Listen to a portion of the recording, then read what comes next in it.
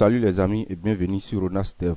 Aujourd'hui nous allons voir comment on fait les opérations arithmétiques en JavaScript et comment JavaScript arrive à forcer la conversion de certains types de nombres à un autre pour pouvoir permettre de faciliter le calcul de ces opérations.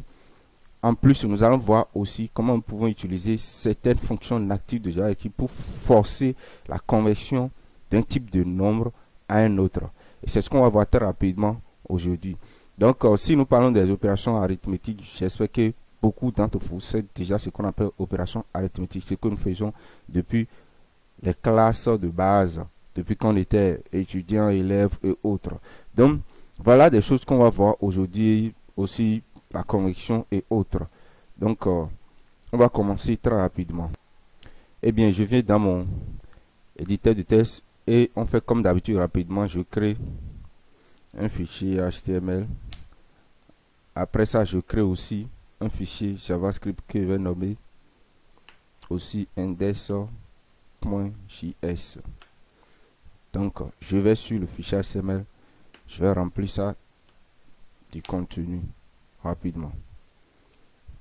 Donc, je mets ici simplement et bon, je mets un paragraphe ou un titre ici. Les opérations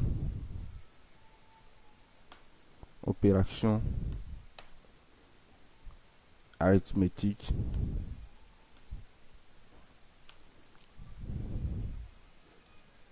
et la conversion des nombres. On passe maintenant en JavaScript. Maintenant, et dans la vidéo précédente, on a vu un peu les variables, les différents types de nombres, les différents types de variables qui existent maintenant. Et maintenant, nous avons vu des nombres, des chaînes de caractères, des boolins ou autres. Maintenant, comment nous pouvons effectuer des calculs, des opérations entre ces différents nombres. Et comment en fait JavaScript fonctionne en interne. Parce que des gens qui viennent d'autres langages ont tendance à penser que le JavaScript ici fonctionne de la même façon dont les autres langages fonctionnent quand il s'agit d'effectuer des opérations arithmétiques. Mais ici, il y a certaines choses que nous devons, je vais vous expliquer, nous devons prendre en compte. Il y a beaucoup de choses que nous ne pouvons pas penser. Et puis le JavaScript, lui, il tient tous ces genres de choses en compte, que nous devons faire beaucoup attention lorsque nous effectuons des calculs, ou bien nous faisons des opérations arithmétiques en JavaScript. Bon, ce que je vais faire rapidement, je vais déclarer une variable. Je vais déclarer une variable ici. Je vais nommer ça nombre 1.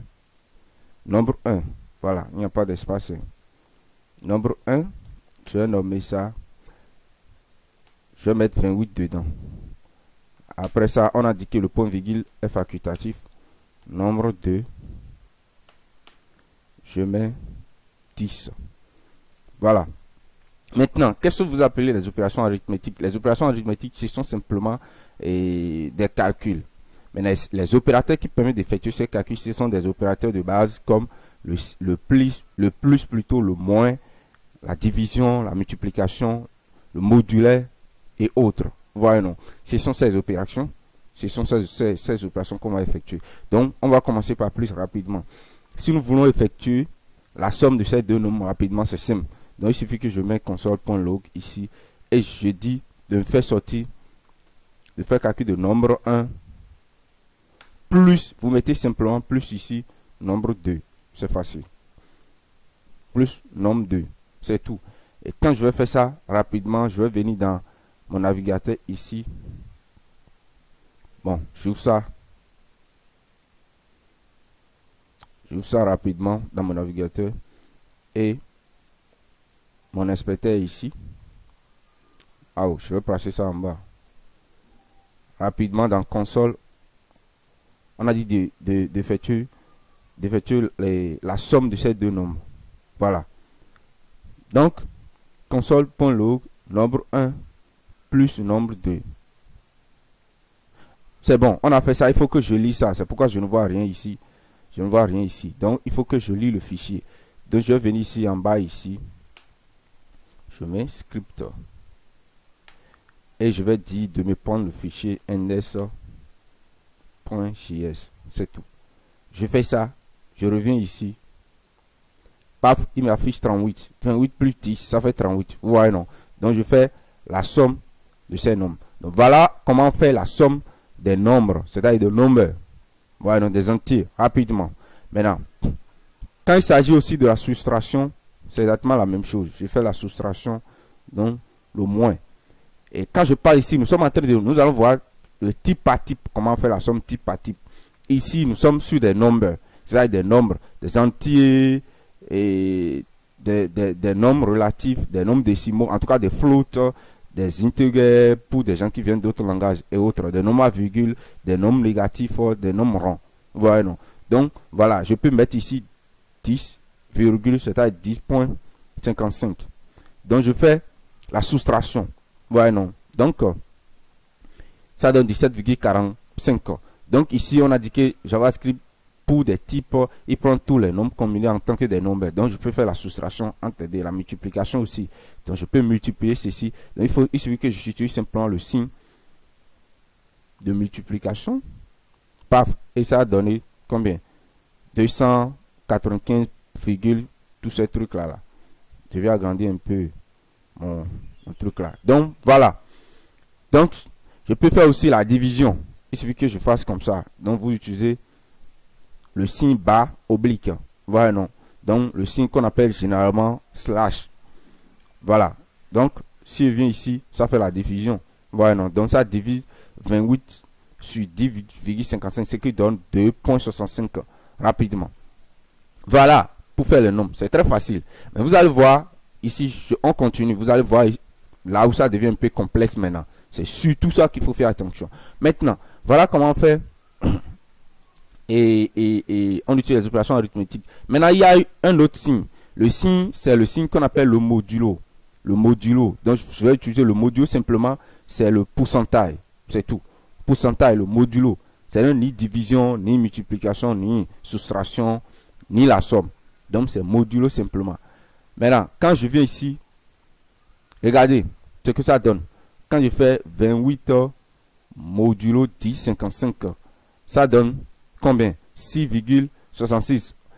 Or, vous allez dire, ce nombre a quitté où? Pour que vous puissiez comprendre rapidement aussi là, ce que je vais faire. Je vais faire simplement 28 sur 11. Là, ça va vous aider. Par exemple, 28 sur 11. Donc, si je fais 28 sur 11, on va voir combien ça va retourner. Ça retourne 6. Voilà, non, ça retourne 6. C'est mieux comme ça. Ce que ce signe permet de faire simplement, ce signe permet de renvoyer simplement le reste de la division du premier nombre sur le deuxième nombre. Le reste de la division du premier nombre sur le deuxième nombre. Et si je vais poursuivre, je vais continuer, c'est-à-dire quoi? Le reste entier. Le reste entier, le reste plutôt de la division entier du premier nombre sur le deuxième nombre. Je ne sais pas si vous comprenez. Simplement que, qu'est-ce que ça fait? Ça divise le 28 sur 11. Et quand on divise le 28 sur 11, je vais vous expliquer rapidement ce que le modulo fait. Donc, je divise 28 sur 11. Et en réalité, si je divise 28 sur 11, ça va donner combien? 2,54, tout ça, blablabla, 54, 54, 54, 54. Mais on a dit, le reste de la division qui est ici maintenant, ce n'est pas une division entière. Voilà, non. On a dit, le modulo renvoie quoi? Le reste de la division entière. Maintenant, quand on divise 28 par 11, la partie entière de ceci, c'est 2. La partie entière de ça, c'est-à-dire la partie ronde. Le nombre entier. La partie entière de ça, c'est 2. Donc, je fais simplement, pour trouver le reste, simplement, ça fait, je mets le nombre qui est ici maintenant, tout le nombre moins 2. Et quand il fait tout le nombre moins 2, je vais vous montrer. On a trouvé combien? On a trouvé 2, blablabla. Donc, si je fais 2,54, 55, 54, tout ce genre de choses à moins 2, ça va rester combien? Ça va rester 0,54, 54, 54, tout ça, blablabla. Et c'est le reste qui est ici maintenant, que je prends maintenant. Le reste qui est ici, et ce reste maintenant là, je vais le remultiplier par 11. C'est ça qui va me donner le 6 là. Donc je prends le reste qui est ici. J'enlève la partie entière. Et ce qui reste, c'est-à-dire 0,54, 54, 54, c'est ça, je prends maintenant. Et puis, je vais multiplier ça par le diviseur ici, mais pas le 11 qui est ici, le dénominateur. C'est tout. Donc je prends 0,54 fois ceci. Et le résultat que je vais trouver, c'est ce résultat qui est le modulo de 28 par 11. J'espère que vous avez compris. Et si je vais essayer de prendre ce qui est ici maintenant, donc je fais simplement 0.54, ça 0,54, tout ce bazar là. Je fais ça, et je fais maintenant fois 11. Et quand je fais ça, on va voir le résultat. Paf, ça donne 6. Et d'où c'est ce résultat maintenant, qui est maintenant le modulo de 28 par 11. C'est tout. C'est comme ça ça fonctionne. Voilà, donc si je fais 28 modulo 11, ça va donner 28 modulo 11, ça va donner 6. Vous voyez? Donc, c'est comme ça. Ça donne 6. Si, pour que vous puissiez comprendre, je fais simplement 3 modulo 2. 3 modulo 2, on va voir ce que ça va donner. Donc, on fait 3 modulo 2. Donc, je fais maintenant nombre 1 modulo nombre 2. Nombre 1 modulo nombre 2, ça va donner 1. Et c'est ça. Parce que quand il divise 3 sur 2, ça donne combien? 1.5, 1,5. Donc, j'enlève la partie entière qui est le 1, ça reste 0,5. Je fais 0,5 là maintenant. Et ça reste comme, oui, ça va être 0,5. Je fais 0,5 là maintenant fois 2, ce qui donne 1. C'est tout. Donc, ça fait le reste de la division entière de 3 par 2, ça donne 1. C'est ce que le modulo fait ça. J'espère que c'est compréhensible. Voilà. Nous avons montré maintenant comment on fait la division, la soustraction, la somme et le modulo, la multiplication des nombres. Vous voyez, des nombres. Maintenant, dites-moi, et si on passe maintenant au string. On ne va pas parler des boolins parce que c'est trop fort. On peut pas faire la somme de ces nombres. On peut pas faire l'opération arithmétique de ça. On utilise souvent les opérateurs logiques pour pouvoir utiliser pour les boolins, pour vérifier les conditions. Et dans la prochaine vidéo, on va passer maintenant à l'utilisation des conditions. Vous allez comprendre. Maintenant, on va passer maintenant aux chaînes de caractères. Parce que supposons que vous avez un formulaire où vous avez créé une application qui permet de calculer, et en tout cas qui donne l'accès à l'utilisateur de saisir un nombre que vous allez utiliser derrière là pour pouvoir faire vos calculs. Vous voyez, non? Peut-être vous avez demandé à l'utilisateur de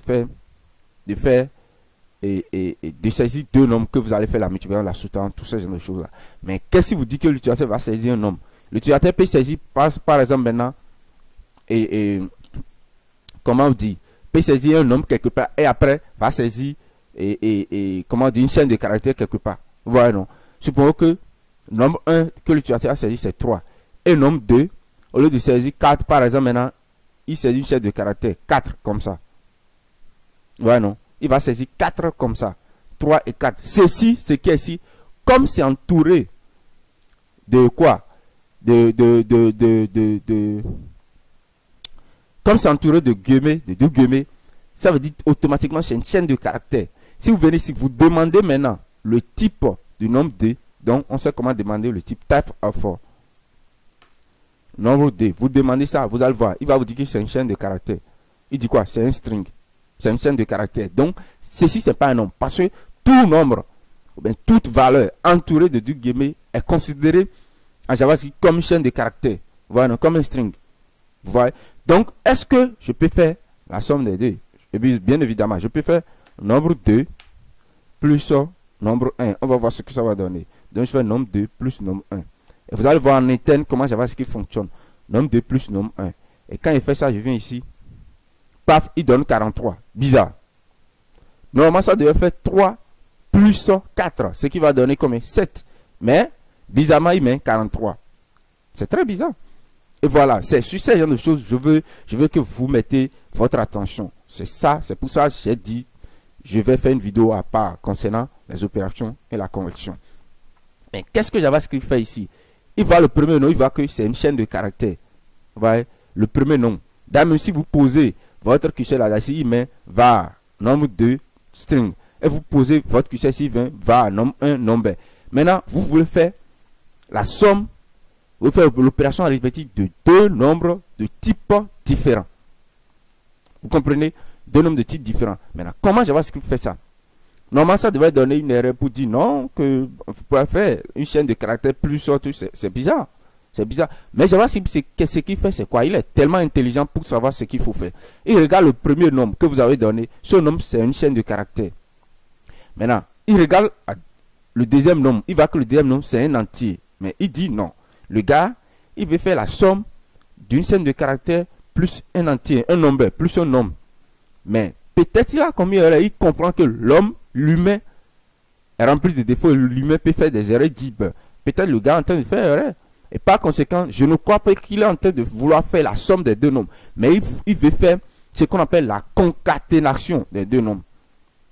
La concaténation. La concaténation, c'est du fait de réunir, c'est-à-dire de prendre une partie d'une expression et de le souder avec une autre partie, d'expression. C'est simple. J'espère que vous avez compris avec ce simple français-là. C'est-à-dire prendre une partie d'une expression, de le souder avec une autre partie de la deuxième expression. C'est tout. Il réunit les deux expressions et il ne fait pas la somme, mais il fait la concaténation. Il réunit les deux nombres. Et par conséquent, il prend le premier nombre qui est une chaîne de caractères 4 et puis il convertit automatiquement le nombre 3 en une chaîne de caractères. Ça veut dire quoi? Il fait automatiquement. C'est tout comme si il fait ce qui est ici. Regardez, il fait ça. C'est tout comme il fait ça. Si je fais ceci, je reviens ici. Vous allez trouver exactement la même chose. Ceci ici maintenant, ce n'est pas une opération arithmétique, mais c'est une concaténation. Donc, JavaScript, il convertit automatiquement ce qui est ici, le nombre qui est ici, en une chaîne de caractères. Il va faire la concaténation, il va réunir les deux. Et quand il réunit les deux, ça fait 4, 3. C'est tout. Voilà. Maintenant, disons que au lieu de mettre le nombre 1, le nombre 2 ici, à la première partie, je mets le nombre 1 et après je mets le nombre 2. Quand je fais ça, on va voir ce que ça va nous donner. Et il nous donne quoi? 34. Il fait exactement la même chose. Parce qu'il vient ici, il voit que c'est un nombre, vous avez donné. Mais vous avez essayé de faire la somme d'un nombre et d'une chaîne de caractères. Automatiquement, la chaîne de caractères remporte. Et puis, il convertit le premier nombre qui est ici en une chaîne de caractères. C'est la même chose. Ouais, non. Donc, faites beaucoup d'attention. Faites beaucoup d'attention quand vous faites ce genre de choses. Maintenant, qu'est-ce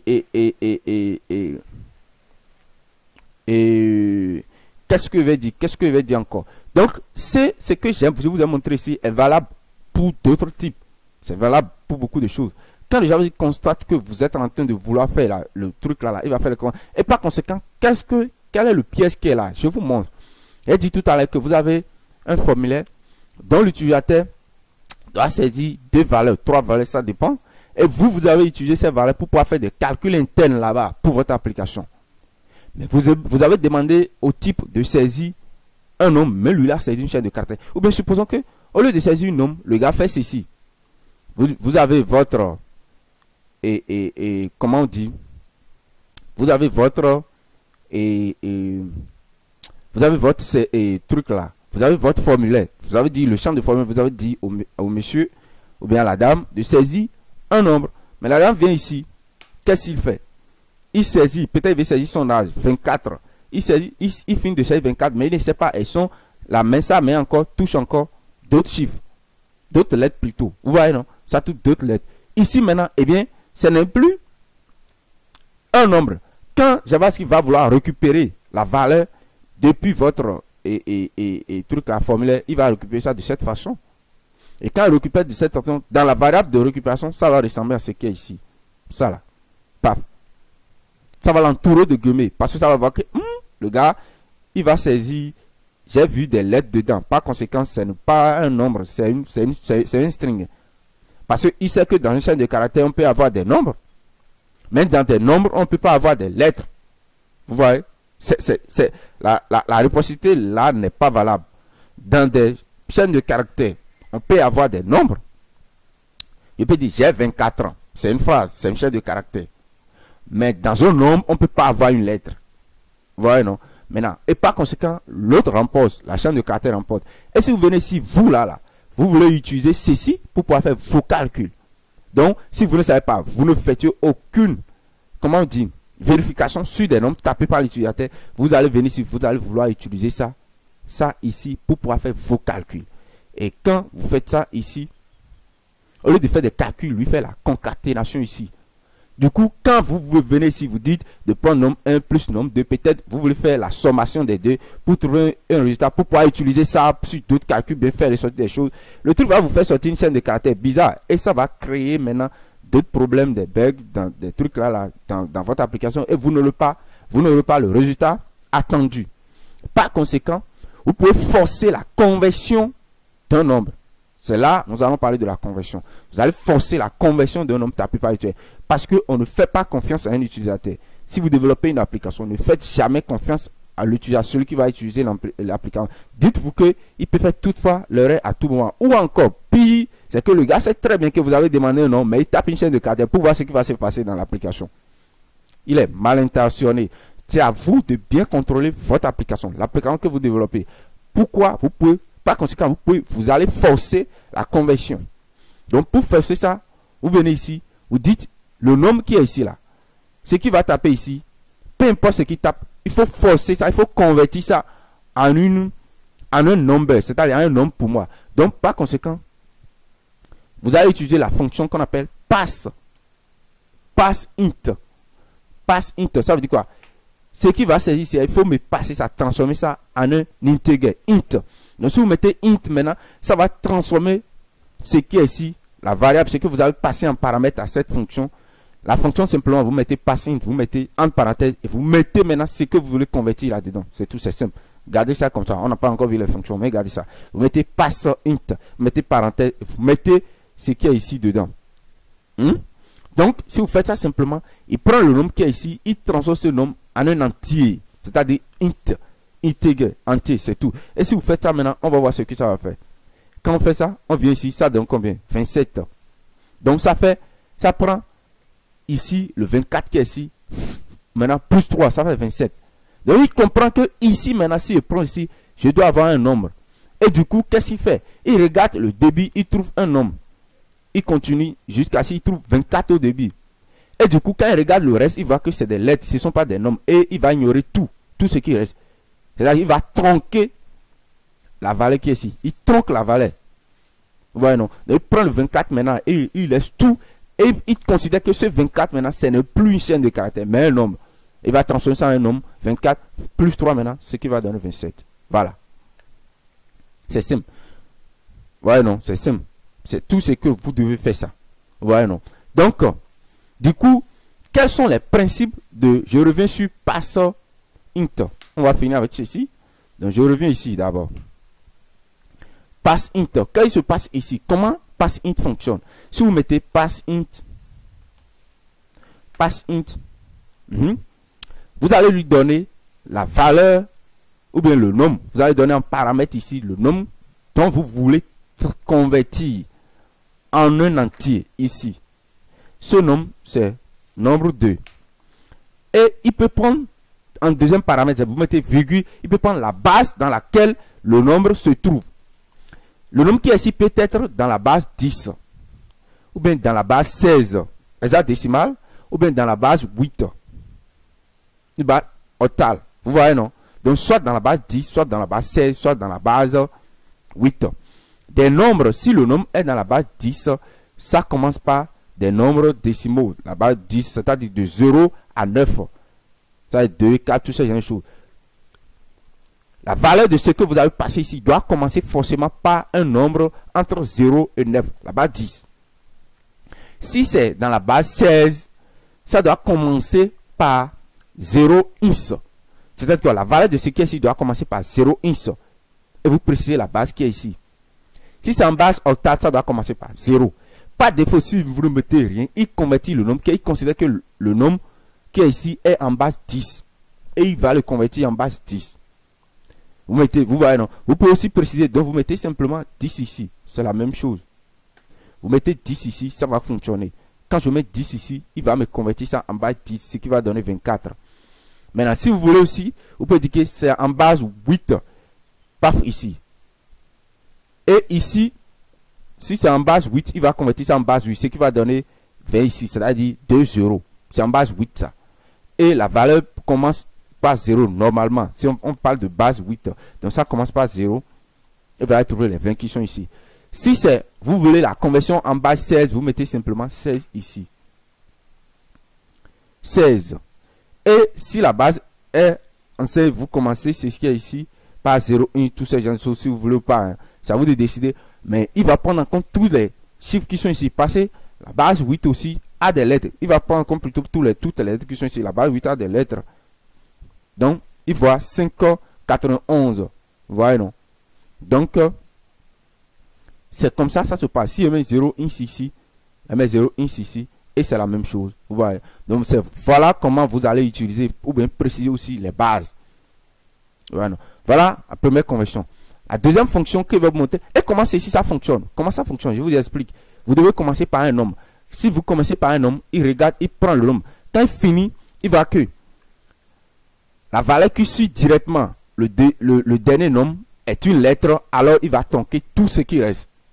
Il ignore tout ce qui reste. Mais si c'est encore un chiffre, il continue jusqu'à ce que il termine. Donc du coup, si vous mettez encore un autre chiffre ici, si l'utilisateur, il veut taper peut-être 2426. Et il a tapé d'abord 24, après il a tapé des lettres avant de taper 26. Il ne faut pas prendre ça à compte. Quand il va prendre les deux premiers chiffres tapés, il va ignorer tout ce qui reste. C'est tout. Il va ignorer, donc ici je ne veux pas base 16. C'est base 10 sur V. Donc il va ignorer tout ce qui reste. Vous voyez, non? Il va ignorer tout ce qui reste. Si vous commencez par une lettre, il va dire quoi? Regardez, vous avez dit, on suppose l'utilisateur veut faire erreur, mais quand même, il commence pas à taper les lettres d'abord, et c'est à l'intérieur de ces lettres, maintenant, il tape maintenant un chiffre. Du coup, vous lui dites que, vous dites à cette fonction de convertir tout ce qui est ici en un entier. Et du coup, quand lui regarde ça, il commence à partir du début, il regarde les trucs là, nombre par nombre, chiffre par chiffre, lettre par chiffre, lettre par lettre, et regarde le premier nombre qui est ici est une lettre. Par conséquent, il dit que non, moi, je ne peux pas continuer comme ça. Ce que tu m'as donné là, ce que tu m'as dit de convertir n'est pas un nombre. Et du coup, quand il voit que ce n'est pas un nombre, il te dit que non, carrément, catégoriquement, que ce n'est pas un nombre. Regardez ce que ça met. Quand on regarde, il met quoi? N-A-N. N-A-N veut dire not a number. Il renvoie quelque chose, il dit ce qui est ici n'est pas un nombre. Il met N-A-N. Ce qui veut dire not a number en anglais. Donc, vous venez ici, ça fait not énorme.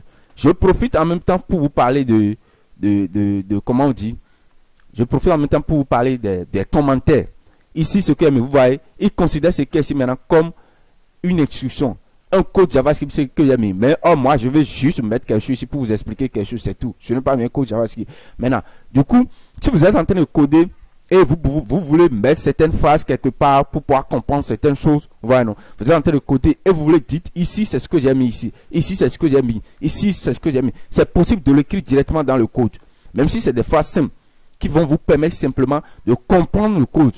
Ou bien vous avez écrit le code, vous avez un apprenti et développeur, vous voulez lui donner le code pour qu'il puisse continuer le travail. Donc vous ne pouvez pas mettre encore un cahier à part et commencer par expliquer les choses dedans. Donc vous expliquez ce que vous avez fait chaque niveau dans le code. Pour faire ça, du fait de faire ça, ça s'appelle le commentaire. Vous allez commenter vos codes. Et pour commenter les codes dans JavaScript, si vous voulez écrire juste une phrase sur une seule ligne, vous précédez la phrase d'abord. C'est-à-dire quoi? Vous préfixez plutôt la phrase de double slash comme ça. Donc vous mettez double slash. Et quand il a mis double slash, vous avez vu, l'erreur a disparu directement. Et ça a considéré que tout ce qui est devenu en vert, ça veut dire que c'est du commentaire, ce n'est pas du code JavaScript. C'est juste quelque chose qui va permettre de comprendre le JavaScript, de comprendre le code. C'est ça qu'on appelle le commentaire. Et si le commentaire, votre commentaire est sur une seule ligne, le commentaire, simplement, vous le préfixez de double slash. Mais si le commentaire doit rester sur plusieurs lignes, supposons que je vais dire notre nombre en bas. Ouais, ça a pris simplement le premier nombre en compte. Pour faire ça, qu'est-ce que vous allez faire? Vous mettez simplement ici, slash, premier slash, vous mettez étoile comme ça. Étoile et c'est fini. Donc vous mettez slash comme ça et vous mettez le premier étoile, le deuxième étoile. Vous allez, ça va faire sortir ce qui est ici. Et vous allez copier tout ce qui est là, ici maintenant. Et vous mettez là. Donc je mets note. Je mets N-A-N. Je viens ici, j'ai dit c'est notre. Note et nombre, que ça veut dire. Et il comprend ça. Donc chaque fois que vous voulez continuer à mettre des phrases, vous mettez cela comme ça, ça met étoile. Vous écrivez ce que vous mettez ici, donc sur plusieurs lignes. Voilà ce qu'on appelle les commentaires. Donc c'est ce que je vais vous expliquer rapidement. Donc du coup, N veut dire notre nom. Il dit ce que vous me dites de faire là, de convertir n'est pas un nombre. Et c'est fini. Maintenant, voilà, on a appris comment il faut convertir une chaîne de caractères, un nombre, tout ceci en un entier. Peu importe le nombre. Une chaîne de caractères, tout ce qui vaut en un entier. Maintenant, je peux choisir aussi de convertir la valeur en un truc. Peut-être je vais lui dire de donner son âge ou bien de donner sa taille. Sa taille peut-être, et comment on dit, 150 cm, ou bien il peut vouloir mettre ça en mètres, ça va 1,5, 1,7, 1,70 m, vous voyez non. Pour faire ça là, il faut pas que je transforme ça en un entier. Parce que si je mets ici maintenant, supposons je mets 24,5. Regardez, et je lui dis maintenant de transformer ça en un entier, il va faire quoi? Il va transformer ça en 25. Il va prendre simplement la partie entière qui est ici. Et il va ignorer tout. Mais supposons que la saisie là, je veux que ça soit des nombres à virgule, que ce soit des entiers, des nombres à virgule, tout ça. Donc, au lieu de convertir la valeur de ce qui est ici en un entier, je vais convertir ça en un nombre à virgule, en un float. Nombre à virgule flottant. Donc, je mets simplement ici, au lieu de pass int, je mets pass float. C'est tout. Et quand je mets pass float ici maintenant, paf, il met quoi? 25,5. C'est tout. Et quand je dis pass float, c'est fini. Voilà, non. Ici, je n'ai pas besoin de préciser la base. Cette fonction prend simplement un seul paramètre qui est la valeur du nombre donc, que vous voulez convertir. C'est tout. La variable, ça prend la variable. Et il n'y a pas la base que vous précisez. Voilà, non. Parce que de toutes les façons, ça va convertir ça en nombre à virgule. Donc, vous n'avez pas besoin de barre, tous ces genres de choses bizarres là. C'est tout. Donc, vous donnez ça, ça va convertir ça en nombre à virgule. Voilà tout pour aujourd'hui. Là, on va s'arrêter pour aujourd'hui. Et si la vidéo vous a plu, n'oubliez pas d'aimer ça. N'oubliez pas de partager la vidéo pour aider les autres à découvrir la vidéo. Ça nous aide, nous aussi. Ça fera, nous, notre plaisir. Et abonnez-vous pour ne pas rater les prochaines vidéos. On est ensemble et ciao, à la prochaine.